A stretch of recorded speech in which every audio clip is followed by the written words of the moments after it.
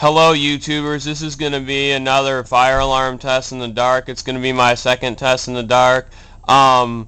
System Sensor 224 sent in a request that I do this in high-low tone, so here it goes. But first I have to set my camera down on something so it doesn't tip over.